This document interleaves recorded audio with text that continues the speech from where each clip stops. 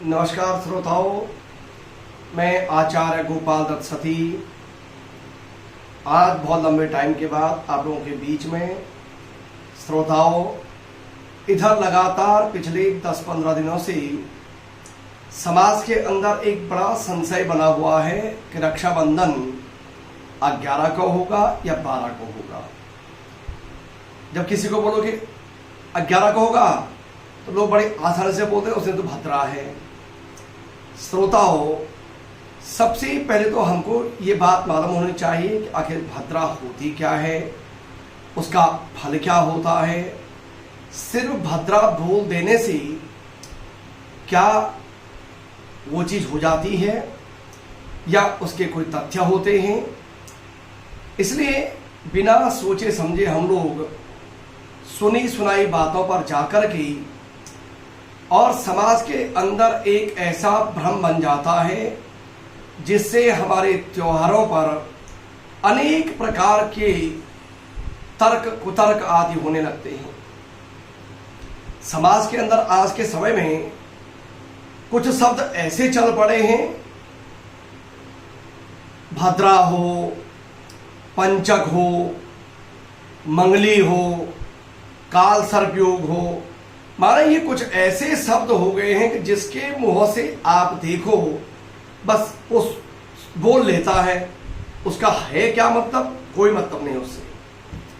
श्रोताओं, जो लगातार समाज के बीच में एक भ्रम बना हुआ है रक्षाबंधन को लेकर के, मुझे लगातार कई दिनों से फोन आ रहे हैं, मैसेज आ रहे हैं।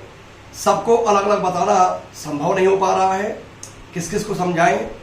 तो मैंने प्रयास किया है कि मैं एक वीडियो बना करके और आप तक अपनी बात पहुंचाऊं कि आखिर हमको वास्तव में रक्षाबंधन कब मनाना चाहिए। कई बार तो हमारे जो आचार्य लोग होते हैं, पंडित जी लोग होते हैं, वही सीधे कि भद्रा है, नहीं हो सकता है। जो पंचांगकार होते हैं, जो पंचांग बनाते हैं, वो अनेक शास्त्रों का अध्ययन करके उनके जो शास्त्रों के निर्णय होते हैं उनके आधार पर पंचांग में कोई निर्णय लिखते हैं।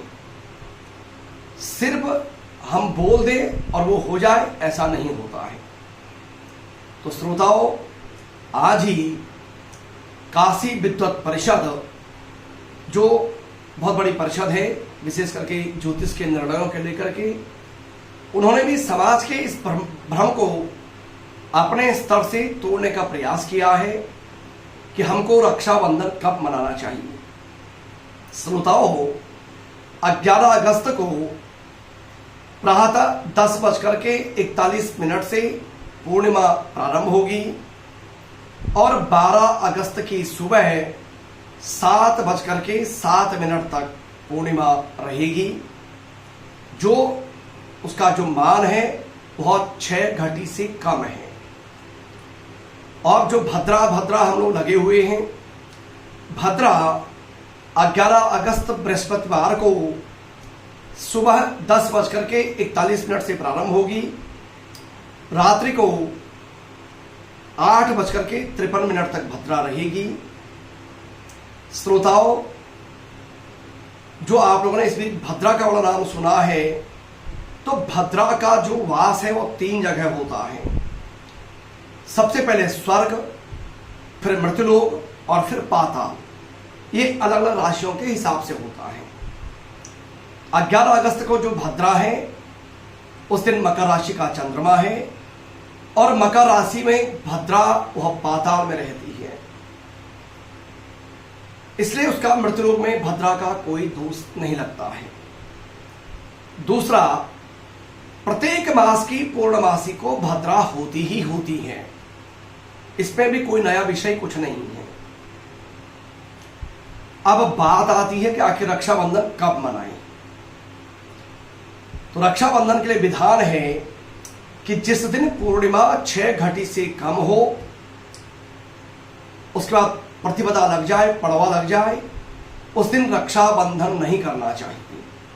ऐसा हमारे धर्म सिंधु, निर्णय सिंधु और मुहूर्त चिंतामणि, जो ज्योतिष का मुहूर्त का सबसे प्रमुख ग्रंथ है, वह कहता है कि जिस दिन पूर्णिमा 6 घटी से कम हो उस दिन रक्षाबंधन नहीं करना चाहिए, और जिस दिन 3 घटी से कम पूर्णिमा हो उस दिन उपाकर्म संस्कार नहीं करना चाहिए, यानी जनेऊ धारण नहीं करना चाहिए। यज्ञोपवीत धारण करने के लिए भद्रा का भी कोई दोष नहीं होता है, ऐसा हमारे शास्त्र कहते हैं। इस आधार पर जो श्रावणी उपाकर्म होगा, ऋषि तर्पणी, यज्ञोपवीत धारण जो करते हैं लोग, क्योंकि रक्षाबंधन सिर्फ एक राखी बांधने का त्योहार नहीं है, यह असल त्योहार है अपने यज्ञोपवीत को बदलने का। श्रावणी उपाकर्म जिसको हम रक्षाबंधन के नाम से समाज में आज जानते हैं, उस दिन मुख्य त्योहार होता है अपने यज्ञोपवीत को बदलना। पुराना जो आपने पहना हो उसकी जगह में प्राण प्रतिष्ठित करके और नए यज्ञोपवीत को धारण करना चाहिए। तो आप भद्रा में भी पूर्णिमा जब लग जाएगी प्रातः 10:41 पर 11 तारीख को आप अपना उपाकर्म संस्कार कर सकते हैं। रक्षाबंधन के लिए भी अगर आपको भद्रा का ही बहुत विचार करना हो तो आप रात्रि को 8 बजे के बाद बांधें। वैसे अभिजित मुहूर्त जो दिन में 11:15 से 12:30 के मध्य का आसपास का होता है, कोई मुहूर्त व्यक्ति को न मिले अभिजित मुहूर्त में व्यक्ति को कार्य कर लेना चाहिए, ऐसा शास्त्र का नियम है। अगर आपको रक्षाबंधन चाहे आप दोपहर में कर लें 11:15 से लेकर के और 12:30 के मध्य में, और हमारे वाणी भूषण पंचांग में शाम को 5:15 बजे बाद रक्षाबंधन का मुहूर्त दिया हुआ है, स्पष्ट रूप से पंचांग में दिया हुआ है। आपको भद्रा का विचार करना हो तो आप रात्रि में भी रक्षाबंधन का पर्व कर सकते हैं। रक्षाबंधन के लिए दिन और रात्रि का कोई विचार नहीं है, लेकिन रक्षाबंधन आपको जो मनाना चाहिए वह मनाना चाहिए 11 अगस्त बृहस्पतिवार के दिन में, और निश्चित रूप से रक्षाबंधन का त्योहार उसी दिन होगा जिसमें काशी विद्वत परिषद के वरिष्ठ उपाध्यक्ष हैं प्रोफेसर रामचंद्र पांडे जी।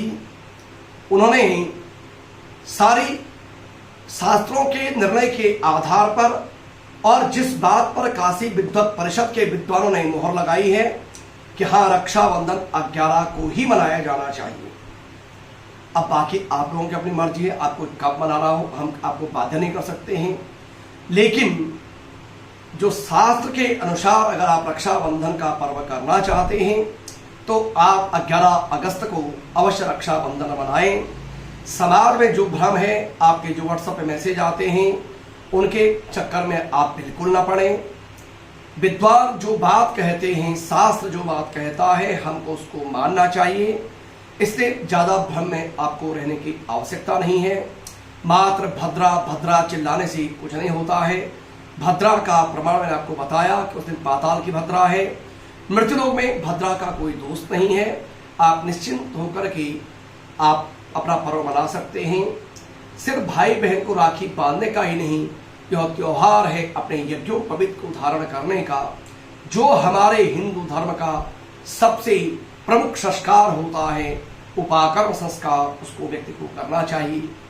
हर व्यक्ति को उस दिन नया जनेऊ धारण करना चाहिए। तो श्रोताओं, मैं उम्मीद करता हूं कि आप निश्चित रूप से 11 अगस्त को रक्षाबंधन मनाएंगे। अभी मैं रात 10 बजे घर पहुंचा हूं क्योंकि आजकल सावन की बड़ी व्यस्तता है, गला भी मेरा बहुत बैठा हुआ है, हिम्मत बिल्कुल नहीं हो रही थी कि मैं आपके साथ वीडियो बना करके शेयर करूं। लेकिन इतने लोगों के मैसेज आए हुए हैं, फोन आए हैं कि मैं ना फोन उठा पा रहा हूं और ना मैं इतने लोगों को अलग अलग मैसेज कर सकता हूं।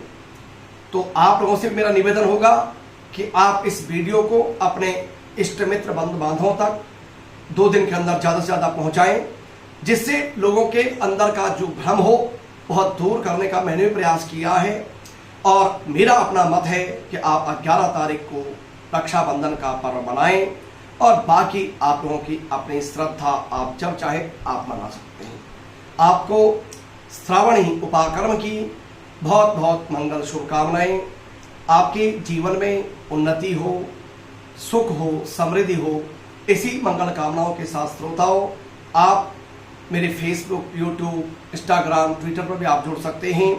और निवेदन जरूर करूंगा इस वीडियो को, क्योंकि इस समय भ्रम की समाज में बड़ी स्थिति बनी हुई है, तो इस वीडियो को आप भी सुनें और अवश्य और लोगों तक भी पहुंचाएं, जिससे और लोग भी अपने जो त्योहार हैं उसको मना सकें।